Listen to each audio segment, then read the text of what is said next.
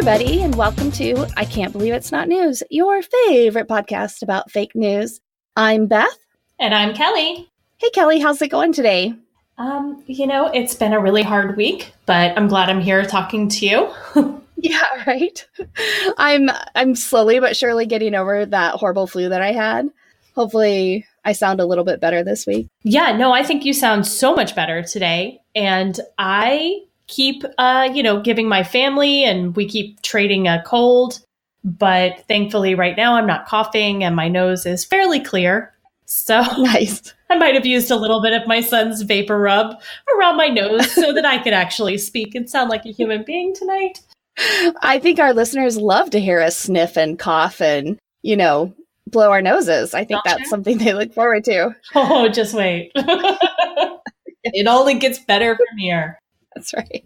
Well, hey, we wanted to switch things up this week, and we're going to talk about where you can find us in the beginning. And we thought we would actually end with our Spread Jam Not Lies segment to give you guys something to look forward to after what could be a heavy topic.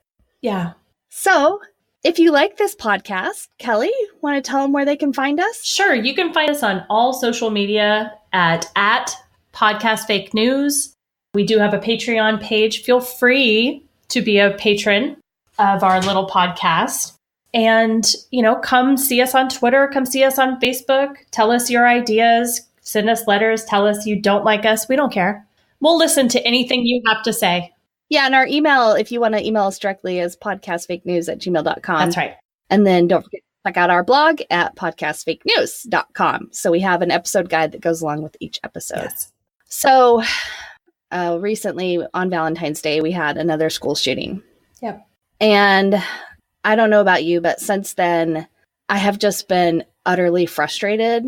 Like, I feel like there is maybe like a glass bowl, like a fish bowl, like over my head, and I'm screaming inside, and it's just reverberating back to me. Yeah, I just, what happens in every single time it happens, I feel helpless. I feel like, what are we going to be able to do? Ever since Newtown happened, I have definitely been of the mind of, if that doesn't change things, what will change things? Yeah. But we may have found an answer this week. Yeah, these Parkland kids are knocking it out of the park for sure. They are fucking awesome. I just really, really like them. So I want to tell you though, I was really frustrated because, especially with doing this podcast, like, I am so aware of the fake news that's out there. And I was on Facebook, and one of my friends' moms had posted something, and this guy had gotten on there and had literally written, "Oh, it's just so sad that the shooter has ties to Antifa and ties to Islam." And my head literally exploded.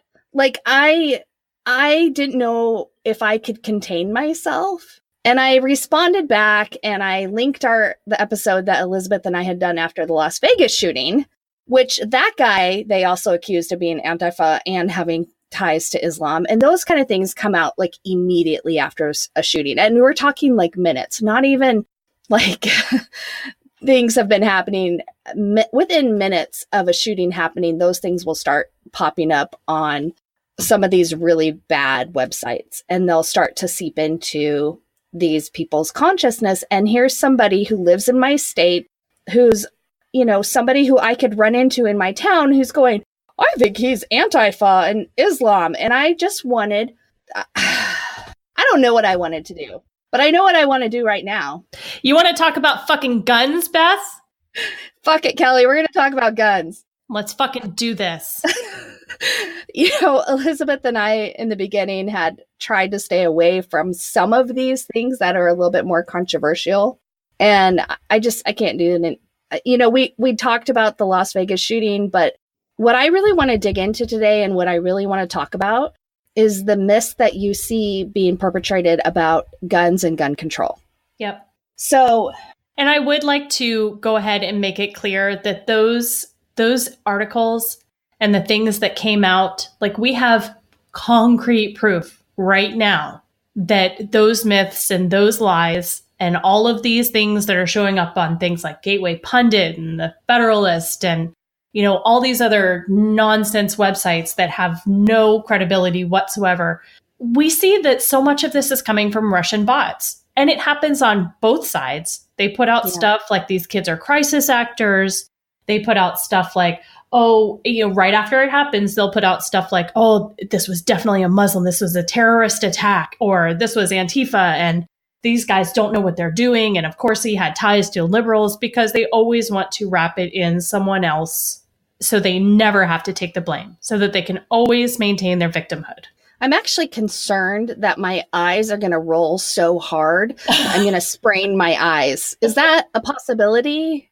Well, we haven't gotten there yet, but I don't discount it. So I read this article a while back, and it was the first time that I had read an article where I heard about the study that it seems like is always being quoted by people who are pro-gun.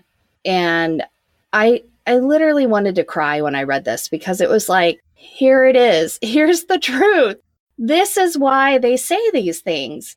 So I pulled this article up. It's called More Guns Do Not Stop Crimes, Evidence Shows. And it was in Scientific America. And the author is Melinda Werner Moyer. This was published on August 1st, 2017. I follow her on Twitter with our Twitter handle. And she's, posts some really good things about gun control. And she'll post this article occasionally. And so if you like what you hear today with this article, she's definitely somebody to follow on Twitter. But right away it says, more firearms do not keep people safe, hard numbers show. Why do so many Americans believe the opposite? And that is the question that I am curious about. So basically, she went down to Georgia, to a place in Georgia called Kennesaw, Georgia. They passed a law that everybody in town has to own a gun and have ammunition. And so, anyway, sounds like a fun place to live. That's fucking crazy. Yeah. So just to start you off with a quote here in the article, it says, guns took more than 36,000 U.S. lives in 2015. And this and other alarming statistics have led many to ask whether our nation would be better off with firearms in fewer hands. Yet gun advocates argue exactly the opposite, that murders, crimes, and mass shootings happen because there aren't enough guns in enough places. Arming more people will make our country safer and more peaceful, they say, because criminals won't cause trouble if they know they are surrounded by the gun-toting good guys. After all, since 1991, Americans have acquired 170 million new guns, while murder rates have plummeted, according to the National Rifle Association of America, a little-known association that you may not have heard of called the NRA. That tiny little organization? Yeah, that little one. So she wanted to look into, is there any truth to this claim? What is this, right? So most of the research, and there have been several dozen peer-reviewed studies, punctures the idea that guns stop violence. In a 2015 study using data from the FBI and Centers for Disease Control and Prevention, for example, researchers at the Boston Children's Hospital and Harvard University reported that firearm assaults were 6.8 times more common in states with the most guns versus those with the least. So what that means is that if you have more guns, you have more firearm assaults, right? Absolutely. And also, a combined analysis of 15 different studies found that people who had access to firearms at home were nearly twice as likely to be murdered as people who do not. So if you don't feel safe, the biggest way to reduce your chance of being murdered is to not have a gun in your home. Now, the evidence has been slow to accumulate because of restrictions placed by Congress on one of the country's biggest injury research funders, the CDC. Since the mid-1990s, the agency has been effectively blocked from supporting gun violence research. And the NRA, again, that little known, little people, and many gun owners have emphasized a small handful of studies that point the other way. Wasn't that was the Dickey Amendment, wasn't it? That's what they use to fight the CDC from researching gun violence? Yeah, we're going to talk about that here in just a minute. All right. So, go ahead. I was just going to say, if anyone ever wanted to look at a really simple way to see how the propensity of guns leads to more violence, feel free to go to lawcenter.giffords.org. They have a scorecard. That's the Law Center to Prevent Gun Violence. And that's Gabby Giffords. That's her organization that she works with. And they have a really beautiful map set up with all the different states and the grade that they receive. And they have several different categories for those ratings. But what they do is if you click on a state, you can see their gun law rank and you can see their gun death rank. So they talk a lot about Chicago, but Illinois itself has a B+. They're not the strictest like they say they are. And they have a gun death rate of 9.5, which is per 100,000. But if you go to, say, Indiana, which is right next door, they have a D-, and they have 12.7 gun deaths per 100,000. And if you go to Missouri, which is also bordering Illinois, they have an F for fucking failures, and they have an 18.1 gun death rate per 100. Oh, wow. And, you also have Kentucky, which is also right there on the southern border of Illinois. And they have 15.2 deaths per 100,000. And just every state that surrounds Illinois has worse gun ratings and gun death rates because they have a higher propensity for having guns. So it is, it's those states where they have more restrictions, like New York has an A- because they have fewer deaths and they have fewer guns. It's like 3 guns per 100,000 people, something like that. And the reason that you're bringing this up about Illinois and Chicago is because they harp on Chicago as a kind of a point to look at, because Chicago has instituted some tougher gun laws because they do have a violence problem there. And conservatives like to point and say, well, it hasn't worked there. And the point is that Chicago's not an island. Right. And here's the thing, too. There's a PolitiFact article that goes back to those gun laws where they talk about Sarah Sanders made the statement that 4,000 people die a year in Chicago from gun violence, yet they have the strictest laws. And that's just not true. They don't have the strictest laws in the country. There was like a 2-year period of time between 1998 to 2000 when they had stricter gun laws than, I think it was the District of Columbia. But they do not have the strictest gun laws in the United States. They don't have the easiest gun laws, but they have stricter gun laws than everyone around them. And all that tells me is that we need nationwide gun reform, because what has happened is every state is its own little fiefdom. And what you see is all these Fs in all these states where people just aren't having to take responsibility for gun violence in their state. Stop making so much sense, Kelly. Oh my God, I'm so sorry. We're talking about guns here.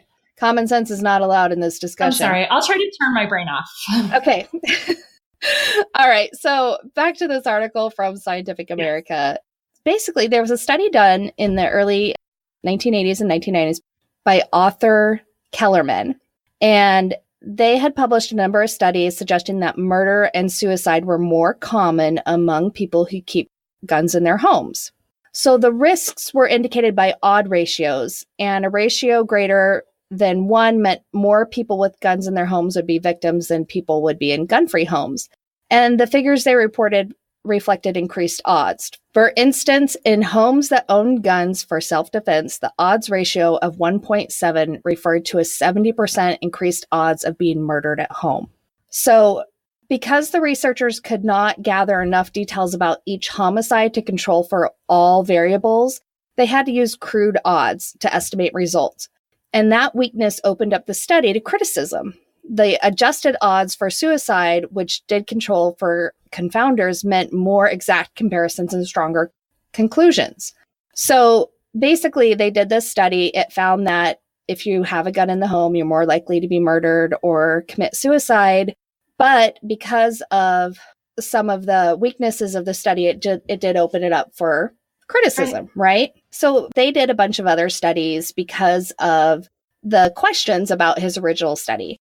And they found that a gun in the home was associated with nearly a 3-fold increase in the odds that someone would be killed at home by a family member or intimate acquaintance.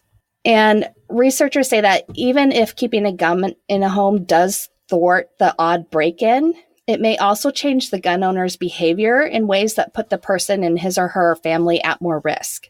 So the fact that you have a gun may mean that you do things you shouldn't be doing, you take chances you wouldn't otherwise, you go places where it's really not safe, but you feel safe. And that was a quote from David Hemingway, the director of the Harvard Injury Control Research Center.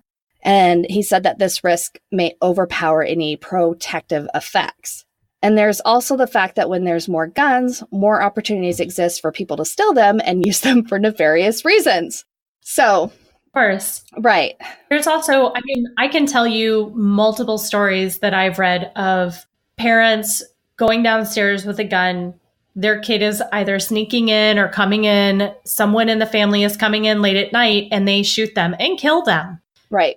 Who fucking wants that on their conscience for the rest of their life? I killed my child because I had a gun in my home, and instead of shouting out, how do you not even shout out to someone and say, who's there?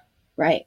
You just shoot first and ask questions later. If you didn't have a gun in your hand, it wouldn't be a problem. It wouldn't. And I can't imagine the grief you must go through knowing that you killed your child. And I wonder how many people it is far more likely for you to do that than it is to shoot an intruder coming into your home. Exactly. So they found that a gun in the home was tied to nearly a 5-fold increase in the odds of suicide. In another study published in 1998, they reported that guns in the home were 4 times more likely to cause an accidental shooting, 7 times more likely to be used in an assault or homicide, and 11 times more likely to be used in a suicide than they were for self-defense. So the research made headlines in the New York Times and the Washington Post, and it infuriated the gun lobby, which launched a war against gun research that persists today. So, as the dispute continued, Representative Jay Dickey of Arkansas introduced a rider into the CDC's 1996 spending bill, mandating that none of its funding could be used to advocate or promote gun control. That squirrely little fucker. Sorry. Sorry. No apologies necessary to me. The amount of deaths that are on that man's head is unbelievable. It's gross. So Congress also cut $2.6 million of the CDC's budget, the exact amount that had been allocated for firearm research the previous year. Ugh. And basically, the CDC recognized that they better be really, really, really, really careful about guns if they wanted to have an injury center. So Dickey's addition to the CDC funding bill has been renewed every year since. In fact, in 2011, the language was extended to cover all Department of Health and Human Service agencies, including the NIH. But Dickey later said that he did not intend to put a stop to all gun research, and he wished that he hadn't. And he died in April of the year that this article came out. So now let's talk about this study that you hear all the time being quoted. So claims that people frequently need guns to defend themselves from criminals usually rely on one 1995 survey. And that survey concluded that Americans use guns to ward off crime up to 2.5 million times in a year. So this was published by Gary Kleck of Florida State University and his colleague Mark Getz. And they randomly asked 5,000 Americans if they or another member of their household had used a gun for self-protection in the last year. And just over 1% said yes. So they extrapolated that percentage to the entire U.S. population, giving them the 2.5 million annual instances of defensive gun use. That's the figures totally scientific. That's exactly how statistics work. Sure. Oh. They do extrapolate, percentages commonly in studies. That's not necessarily bad, but what it is so the figures in this survey are much higher than other research. And one of them is the National Crime Victimization Survey, which questions tens of thousands of households. And that one suggests that annually Americans use guns 65,000 times in defense, so much lower than 2.5 million. Now, one of the big differences is how they ask the question. So the NCVS questions first established that the people were actually attack victims, whereas the Kleck questions did not. And some worry that his findings include people just saying like, oh yeah, I used my gun in self-defense. But what they mean is, yeah, I was at a bar and this guy was going to fight me. So I waved my gun in his face and he backed off. Right. That person wasn't actually a victim of a crime, but they may feel like, yeah, I used my gun in self-defense. Right. So this survey is the one that basically you'll see thrown in your face if you try to have a gun argument on Facebook. Now, in 1998, Kellerman analyzed 626 shootings that occurred in homes in 3 cities. He found that accidental shootings, homicides, assaults, and suicides were much more common for gun use than self-defense was. So for every one time that a gun was used in self-defense, there were 4 unintentional shootings, 7 assaults or homicides, and 11 attempted or completed suicides. So the CDC hands are still tied. And after the 2012 school shooting that took the lives of 20 children and 6 adults in Newtown, Connecticut, President Barack Obama signed an executive order requesting that the CDC spend $10 million on gun violence research. But Congress did not appropriate the funds. Go Congress! You're really doing the best for all of us, aren't you, Congress? I mean, you really show you care every day. They really do. Yeah. So one of the things that this reporter did is when she was on her trip in Georgia, she asked people for their thoughts on how guns influence violence. And many said they couldn't believe that guns were a root cause. It's easier to go after the object than it is to go after the motive, one person told her. And she said he does have a point.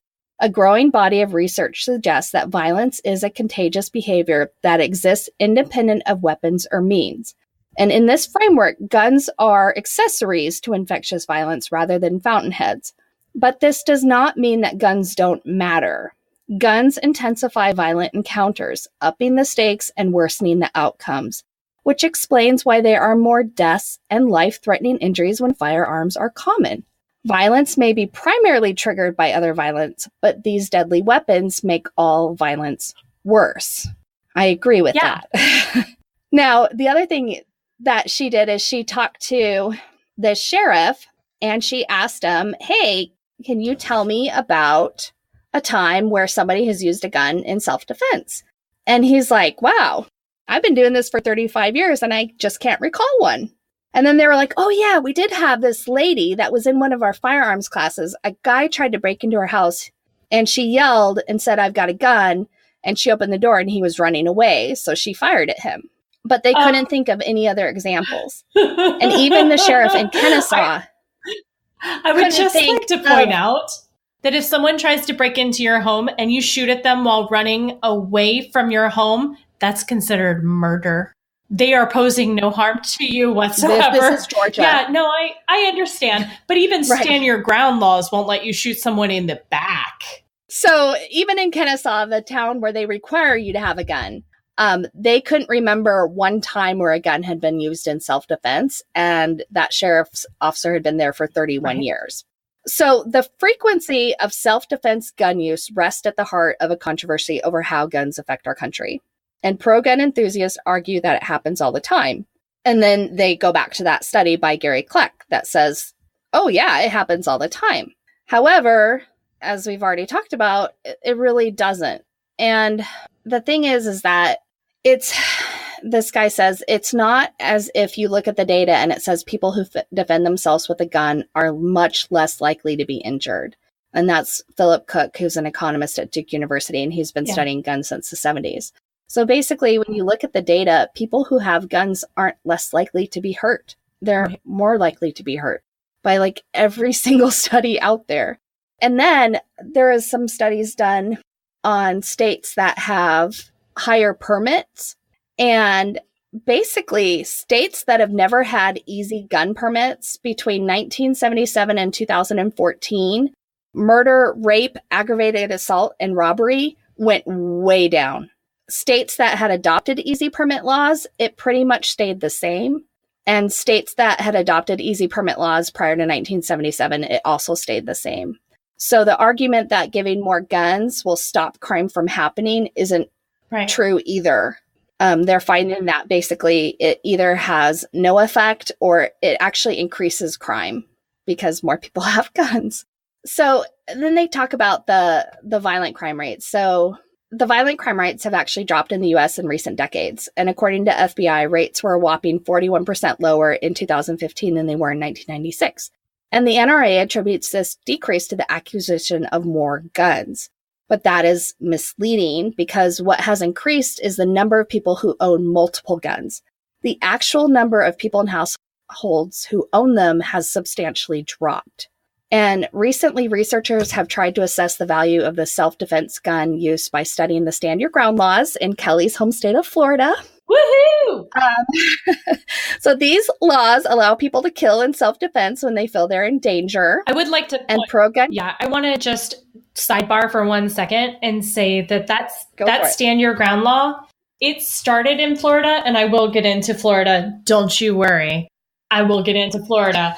But what I want to just point out here is that Stand Your Ground law is actually in 23 other states. It originated in Florida, but don't think that they're the only ones who have it. And by the way, Stand Your Ground, just to make sure this is absolutely clear, Stand Your Ground is what George Zimmerman used when he killed Trayvon Martin. It does not mean that you are on your own property. It just means you have no duty to retreat from the situation before resorting to deadly force. That is the wording of that law. It says that you follow someone, and this was what happened in the Trayvon Martin case. He says that he posed a danger to him, even though he was fucking stalking him through a neighborhood, and he killed him with a gun that he had on him. The other person was not armed. We know that Trayvon Martin was not armed with a weapon, and yet he was able to claim that Stand Your Ground law, that Stand Your Ground statute, as a reason for why he killed him in self-defense. You seem upset about this. I'm a little bit upset. And I will get into why, because there's a person behind a lot of this stuff, and I want to talk about her a little bit more later. Nice. Well, I'm leading up here to one of the best quotes I think I could have possibly ever read. So pro-gun groups argue that they should deter crime because criminals will know that victims have no reason not to fight back. But a January 2017 study reported that when Stand Your Ground was passed in Florida, the monthly homicide rate went up by nearly a quarter. And a 2012 study found that states that adopted these laws experienced an abrupt and sustained 8% increase in homicides relative to other states. So Mark Hostra, co-author of the 2012 paper and an economist at Texas A&M University, put it this way: "We found that making it easier to kill people resulted in more dead people." That's shocking. Shocking. Imagine that.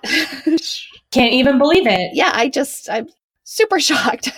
But another quote here is, "There are a few studies that suggest that liberalizing access to concealed firearms has, on balance, beneficial effects. There are far larger number of studies that suggest that it has, on balance, detrimental effects." So basically, the belief that more guns lead to fewer crimes is founded on the idea that guns are dangerous when bad guys have them. So we should get more guns in the hands of good guys. Yet, this good guy, bad guy dichotomy is false and a dangerous one. And even upstanding American citizens that are only human, they can lose their temper or exercise poor judgment or misinterpret a situation or have a few drinks. And this is Cook, the Duke economist, talking. And he says, "If they're carrying guns when they do, bad things can ensue. In 2013, in Michigan, a road rage incident led two drivers, both concealed carry permit holders, to get out of their cars, take out their guns, and kill each other." So so the only thing that can stop a bad guy with a gun is maybe two good guys with guns killing each other. Right. Right. I don't know. Does that make sense? Yeah, no. I think the more guns, I mean, it's like you can't throw enough guns at this to make guns safe. Like, that's just not how it works. The guns are, and obviously, I am not a believer in firearms making me safe. And that's very obvious. That's my bias. But guns, the purpose of a gun is to shoot a bullet. And the purpose of shooting a bullet is to tear a hole into something. And the purpose of tearing a hole into something is to kill it. So when you have a tool that's literally built for killing, and that's the only thing that it can do, it brings killing into the situation. I mean, that's kind of That's and all there I'm is to it. Sick and tired of this good guy with a gun argument. I mean, aren't you, Beth? Yeah, I'm pretty sick of all of the argument. Like I said, this week has not been great, as I've just been so frustrated by seeing people in my local community spouting these things, family members, spouting incorrect. Do you remember when Ronald Reagan was completely surrounded by security guards who were all armed and trained, yet he still got shot by a guy with a gun? Yeah, and I have to say, I do feel a difference this time. It is different this time. It's not going away. These kids are fighting back, and they are doing such a good job. And I'm not just seeing the conservative pro-gun stance. I'm seeing a lot of a different stance, and I'm seeing a lot of new memes. Like there's one right now that has the picture of Chris Kyle, who was the American sniper, and he was tragically murdered by a mentally unstable man who he had given a gun to, who then turned around and shot him and his friend, which is tragic. And I don't want to make light of that murder, but the meme says like, okay, so Chris Kyle was, highly decorated, like America's best snipers, and he was killed by a bad guy with a gun. So we just need our teachers to be trained a little bit more than Chris Kyle, and it's like, yeah, exactly. There's another case in Florida where just recently there was, I think in Tampa, there was a retired police officer who shot a man and killed him in a movie theater. This is a retired police officer, shot a man and killed him in a movie theater because he was texting. Oh my gosh. And this is another one who tried to use the stand your ground law. He's been denied that, and he is absolutely accused of murder because that's what it is. But why do you bring a gun to a movie theater? I mean... Oh, because, Kelly, because if somebody runs in with an assault rifle and starts shooting up, then you need to have your gun there so that you can be the good guy with the gun. And you know what breaks my heart, Beth, is that I hear you say that, and I remember that there have been shootings in movie theaters. And that's not... the fact that we keep seeing this happen, it doesn't matter where you go. It doesn't matter if you're at a concert. It doesn't matter if you are in a church. It doesn't matter if you're in a school. It doesn't matter if you're in an elementary school. It doesn't matter where you are. You could be in your home. You could be in a grocery store parking lot. We see people killed with guns everywhere because there are too many guns. And people with guns, everyone has a temper, everyone has a breaking point. And when you have a weapon that can take someone's life in mere moments, especially a high velocity weapon that can kill a lot of people at one time, all you have to do is have the will to want to do it. It doesn't mean that you have to do everything in the world to take every gun away. No one is saying that. We're just saying, hey, maybe pay a little bit more attention to the beginning of the Second Amendment, that it says well regulated. Let's not just throw guns at people. Right. So after we said, let's do it, let's talk about guns, I had pulled up that article that I had remembered and I wanted to talk about. And I thought, okay, so let me pull up something from the other side of things. And I thought, oh, I'll go check the Federalist, right? Don't do that. First article on there. I swear to God, Kelly, this is way too easy. I went to one website. The very fucking first article listed is called, "We can't have a debate about guns if liberals keep lying about them." Oh, those pesky liberals. And I would have gotten away with it too if it wasn't for them pesky liberals. So this is by David Harasani, and it was printed on February 16th of 2018. Right.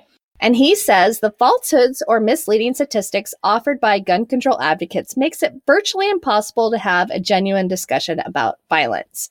Now, on this article, there's a picture of Anthony Scalia, but I sent you this article through Messenger, and the picture that popped up on Messenger was a cartoon drawing of Hillary Clinton pointing a gun at the reader. I was like, what the fuck? Like, can you guys get over your heart on for Hillary Clinton? No, they Apparently never will. not. So this article is a bunch of spin and propaganda. He says there's always a lot of emotion after a horrific school shooting, and that's completely understandable. There is also an immediate push for a vague, quote unquote, do something gun control legislation, often wholly untethered from the incidents it is purporting to stop, which is less understandable.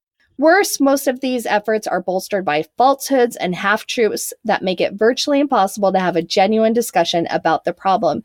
You know what? I do agree with that because we do hear a lot of falsehoods and a lot of half-truths from the NRA and other, pro-gun control advocates.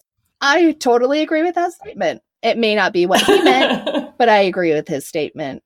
I can just see him stamping his feet and throwing a little fit. That's not what I meant. That's not what I meant. Oh, they're the best. So this guy, I wanted to look him up because I was like, all right, I haven't heard of this guy before. I'm going to look him up. So I wanted to just read you the names of the books that he's written, just to give you maybe a little idea of where he's coming from. So his first book was called The People Have Spoken and They Are Wrong, The Case Against Democracy. Well, that's a keeper right there. That's a keeper. Ladies, is he single? It actually gets worse. The next book is called Obama's Four Horsemen, The Disasters Unleashed by Obama's Re-Election. You know what the disaster was? We got Trump right afterwards. That is true. I don't think that's the point in his book. Now this one, this is for sure a title of a book. Okay. Nanny State, How Food Fascist, Teetotaling Do-Gooders, Priggish Moralists, and other bonehead bureaucrats are turning America into a nation of children. Oh, goodness. Just that, how did they fit that on the book cover? You have to love these guys. I mean, we're all babies who need special safe places, yet they need fucking 5 guns in their home in order to protect them from what they consider a tyrannical government that they just fucking elected. Sorry, guys. We have an army, an air force, a navy. We have bunker busters. We have nuclear bombs. If the government fucking wants to come for you, they're gonna fucking get you. Stop with the paranoid fantasies. They don't care about what you do in your basement unless you're actually looking at child porn. Then they care. Okay, but they don't care if you're like, oh, I'm writing my manifesto on my computer. Unless your manifesto is about shooting people, knock it off. They don't care about you. They all want to be self-important. They all think they're so fucking great. They're so great because now they have guns, and guns provide them with the confidence that years of schooling obviously didn't. Well, he says that it's an endless task, but let's take Joe Scarborough's Washington Post column on the Parkland shooting as an example, since he uses a couple of the most fraudulent talking points about modern gun ownership. And he says that the former GOP congressman who once voted to repeal the assault weapons ban and has never once stood up to the boogeyman NRA when there was any political risk, tells us he's a reasonable conservative who believes in the Second Amendment. I was relieved the court confirmed that citizens have a constitutional right to possess handguns at home for the purpose of protection, Scarborough writes about the 2008 Heller decision. So he says that's nice, but while Scarborough's exceptionally narrow definition of Heller, possessing handguns at home for the purpose of protection, might be convenient for a political argument, it's misleading. The Heller decision found that the Second Amendment was the individual right to keep and bear arms for any lawful purpose, not merely home protection. It found that the Second Amendment guarantees that the individual right to possess and carry weapons in the case of confrontation. And it specifically struck down a portion of the D.C. law that required rifles and shotguns to be kept unloaded and disassembled or bound by a trigger lock. It's not just about handguns.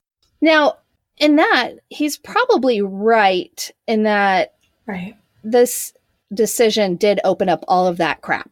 Right.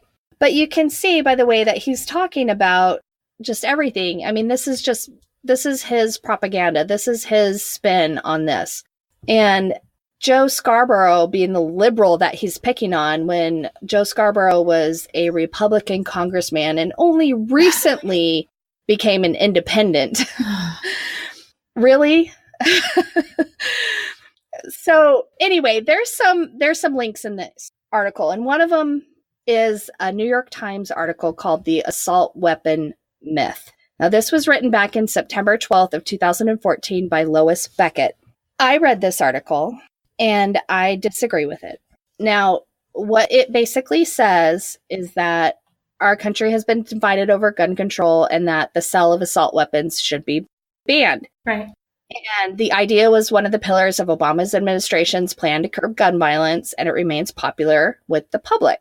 But this is what she says. It turns out that big, scary military rifles don't kill the vast majority of the 11,000 Americans murdered with guns each year. Little handguns do. And she says in 2012, only 322 people were murdered with any kind of rifle, FBI data shows, and the continuing focus on assault weapons stems from the media's obsessive focus on mass shootings, which disproportionately involve weapons like the AR-15, a civilian version of the military M16 rifle. This, in turn, obscures some grim truths about who is really dying from gunshots. So it goes on to say basically, like, our problem with guns is so much handguns and just a little bit assault rifles. So we should really be focusing on handguns here, people. Why not both? And it made me think of something. So here's my analogy. Okay. Let's say I went outside into my backyard and I noticed that there was a bunch of fucking snakes in my backyard. Oh, okay. And after screaming and running back into my house and getting on my washing machine, I call a pest control person and I say, get somebody over here right away. My yard is filled with snakes. Oh my God, get somebody over here now. So they send somebody over who apparently is okay with snakes. You're like throwing your children at them. Get them! They're small! Don't worry about it. I forgot to say, after first considering just burning down the house and leaving, I decide to not burn down the house, but go ahead and just call pest control.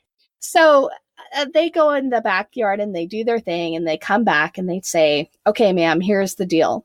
There were 16 snakes in your backyard.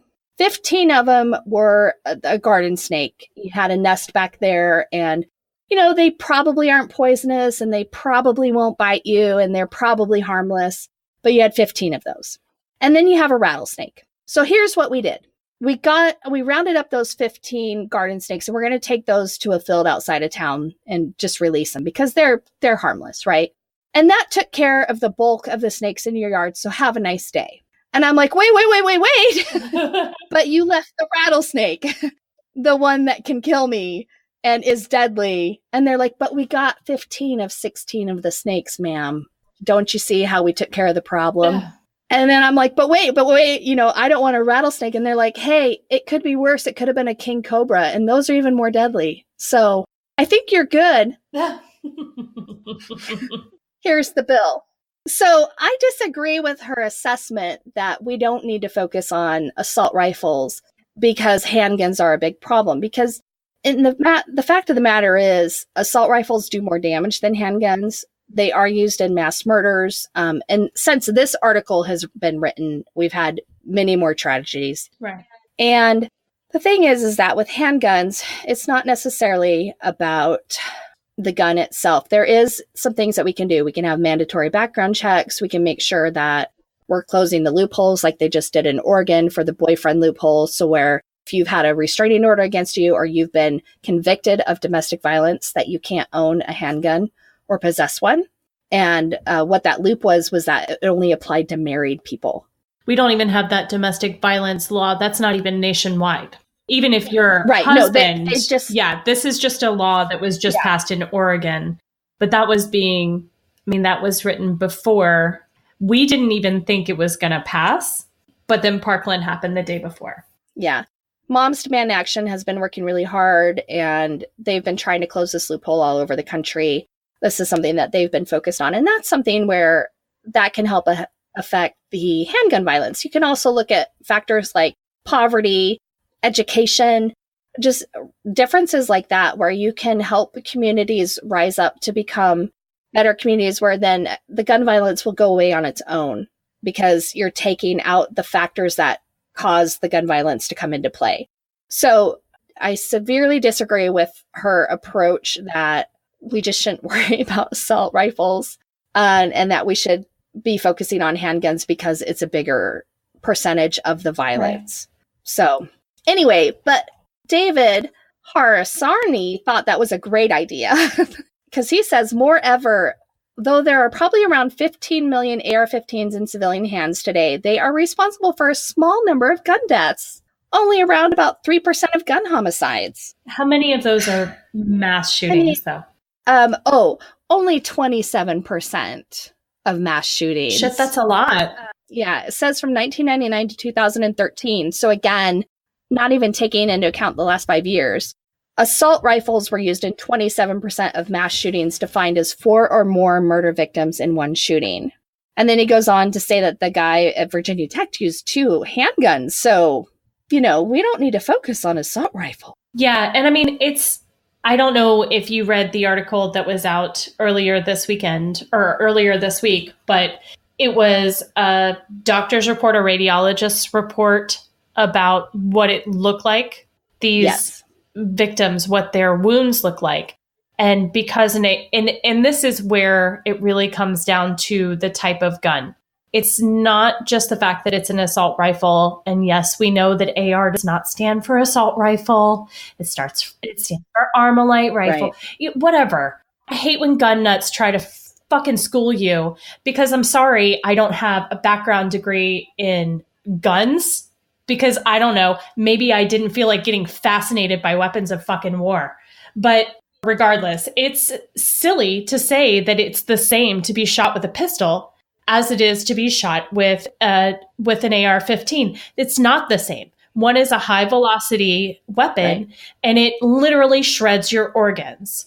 We know that when Newtown happened, one of the moms there had her son's, I believe it was Noah.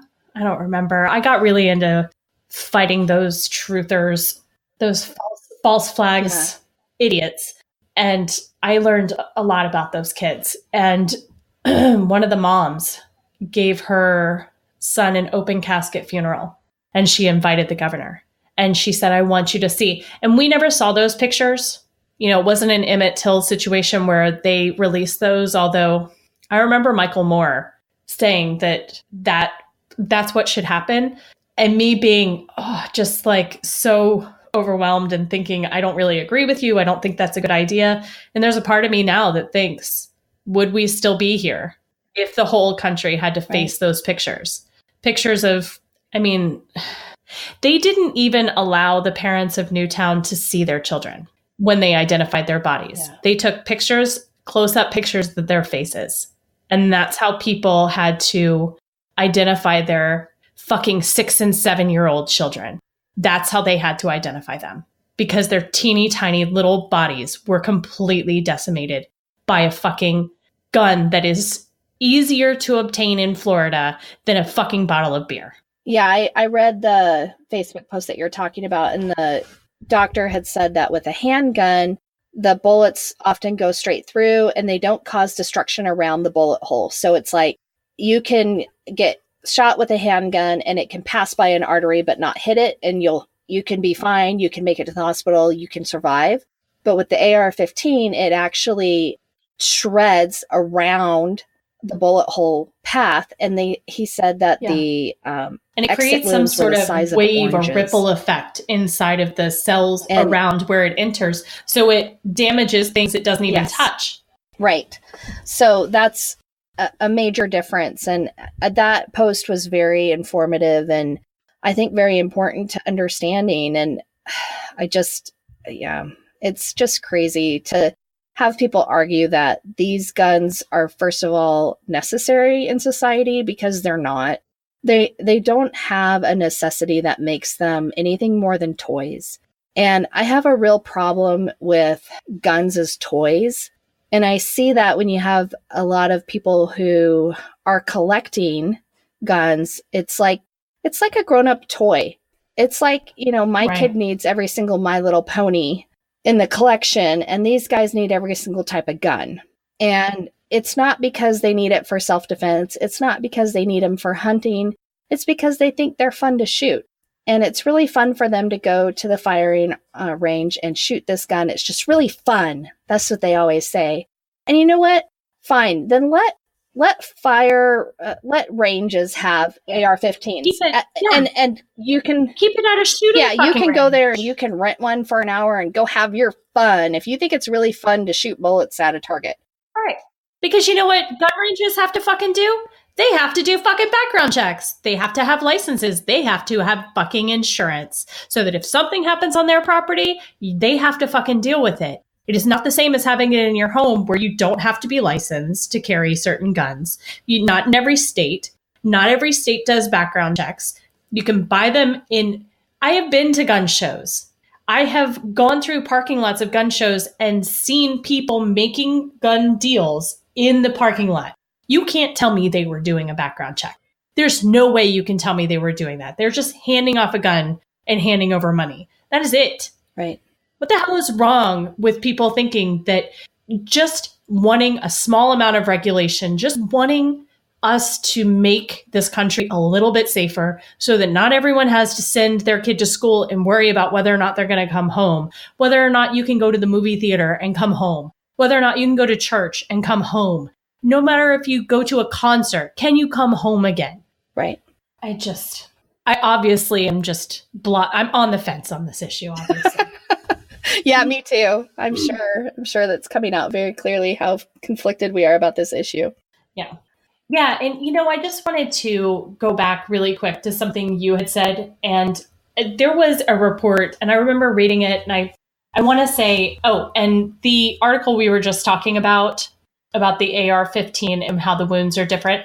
That's actually an article in The Atlantic by Heather Shear. It was just recently published, obviously, because it's from after the latest shooting occurred. And I would really recommend just reading it. It's just medical information, but I think it's really good information to have. And I will put it up on the blog so that people can take a look at it. But what I wanted to go back to is you had said that it's not more people having guns. It's more of a certain amount of people who already have guns getting more guns. Right. And I remember reading from NPR years, it wasn't that long ago. I'm pulling it up now, and it's from 2016. A new survey of gun ownership in America found the percentage of Americans who own guns decreased, even as Americans bought more guns. And what they found was it's just 3% of American adults own half the guns in this country. Half of the fucking guns in this country are owned by 3%. That means what we really have is a fucking hoarder's problem. And that's the fucking show that we'll see in America is gun hoarders. How that show hasn't already been put on, how that show is not already on TLC is beyond me. That's awesome. It always strikes me how it correlates with the wealth in our country. Yeah. That so much of the wealth is, 1% of the country has 80% of the wealth now. Right. So it's even worse. But to have 3% of people in the country owning half of the guns is insane. And the NRA only has 5 million members. And we don't even know if that's true. But when you look at the fact that there are 330 million people in America and only 5 million belong to the NRA, they actually are a small group. And y'all, they're a 501 charity. They don't pay taxes. They don't, and really what they are is they're a lobbying group. They're a lobbying group for the gun sellers. Yeah. And that's the reason that they don't want these gun laws in place, because if you follow the money, what happens is these AR-15s are their best sellers, especially right after these fucking shootings take place. Everyone goes out to buy it because they think it's going to be banned, which it fucking should be. And everyone goes out and buys it because it is a cheap assault rifle that you can own. Very cheap, but it is a moneymaker because they sell so many of them. So it is really the people who belong to the NRA who make the biggest decisions are the people selling guns. It is not the members who own just one or two and are responsible gun owners, because we know from reading even things from the NRA, the majority of their members, it's like 2/3 of their members, agree that we need more responsible gun regulation in this country. But they don't care about that. That's not Right. what they want. Nope. Because that does not make any money.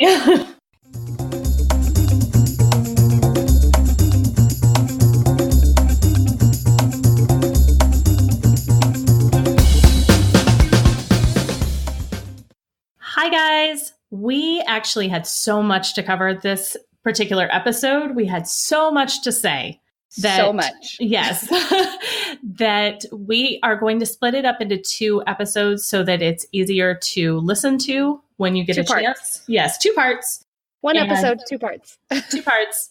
And Beth is really, really busy editing basically a double episode. So we'll put up the second part as soon as we have it done. I don't want you to miss my crazy rants that I do this time. You guys do not want to miss these rants. I go a little crazy. There's a lot of bad words. You don't want to listen with your kids. We talk about Second Amendment rights, mental health. We talk about Chicago. We talk about Florida. And guys, we talk about all kinds of things in Florida, including the crazy former president of the NRA, Marion Hammer.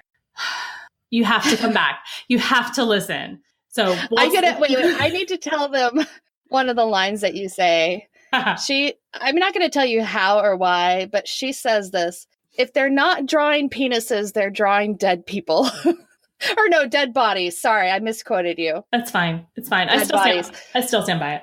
Yeah. So yeah, definitely join us for part 2. And we hope you've enjoyed part 1 so far. And got anything else, Kelly? I don't think so. Just come back as soon as you can, and we will have all the information on the blog for both episodes as soon as they're both up. Okay, perfect. And guys, I want to leave you with this thought. Facts don't kill people, myths kill people.